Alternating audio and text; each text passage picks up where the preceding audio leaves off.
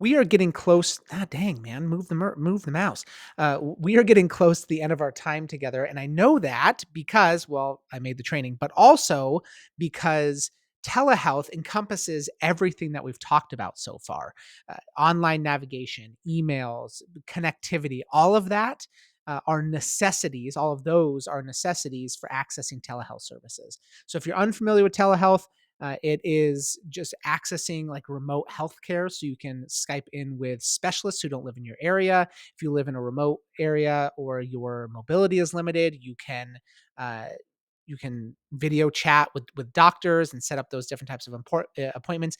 You can communicate through patient portals, like to give a personal example, kind of personal example, not really. This got weird. Don't get your hopes up.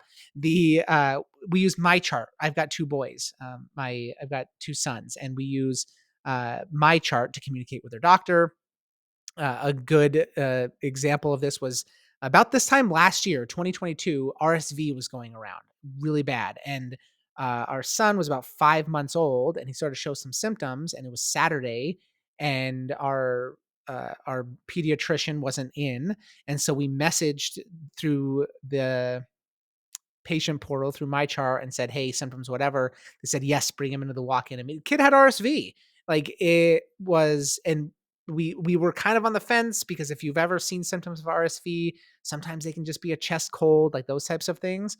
And because of that access, because of the I don't want to say skills, but because of the knowledge of that system, we were able to get him in there and looked at very, very quickly, and that was huge. That was really, really important.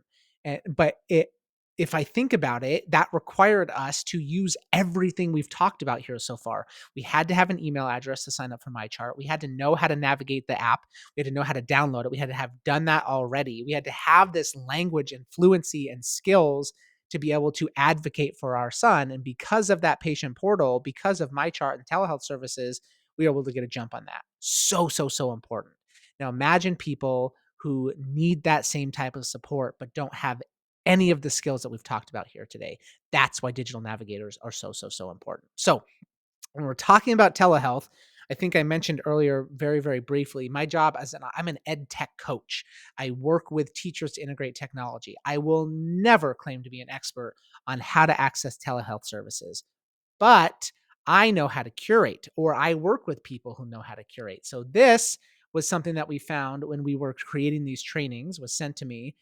I cannot recommend enough that you go and navigate and enroll in this free course from the Northwest Regional Telehealth Resource Center on how to access telehealth services for digital navigators. This is amazing. So here's what I want you to do: set a timer for 30 minutes and enroll in this and start going through this Canvas course. I'm actually going to pause and pull this Canvas course up right now so you can see what it looks like.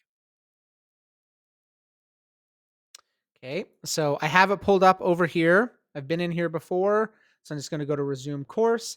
If you've never used Canvas before, it's going to give you a few little pop-up tutorials, but I'm going to give you a crash course here. So once you're on the front page, they've done a very nice job of setting this up so it's easy to navigate. Read everything. Click on this start here, which will bring you to your first set of modules. If you click over here on modules, you can see the entire layout of the course here, and you can actually pick and choose from these different pieces. But I highly suggest you start from the beginning and you work your way through. They have some different definitions, some summaries of everything you've talked about. Like, this is really, really good stuff. If we've been using some terminology, or there's some terminology as you're learning about telehealth that you're unfamiliar with, this is a really great place to go. Here are a bunch of different outside resources. Like I said, set a timer for 30 minutes. That's not going to be enough time. Spend as much time as you want in here. Uh, but one place I do want to point you towards is basic digital navigator trainings and resources. Check out the information on this page here for how to support people in telehealth as a digital navigator. Okay, so I've said it a lot of times. I've said it many times, a lot of times. Not great with the words today, which is not good. I've been on camera all day. Set a timer for 30 minutes, explore this Canvas course, start from the top, work your way down, go until you kind of hit your capacity, and then head on back over here to our slides.